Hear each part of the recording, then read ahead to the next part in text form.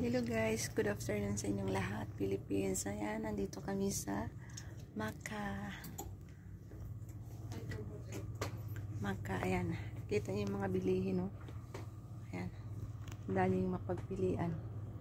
Puro duster. Mga bra. Ayan, ang kasama ko namimili ng bra. Ubos na raw yung bra niya.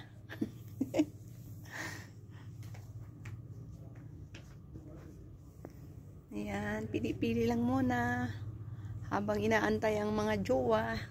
Ang jowa niya nga. Ang nga paksiw.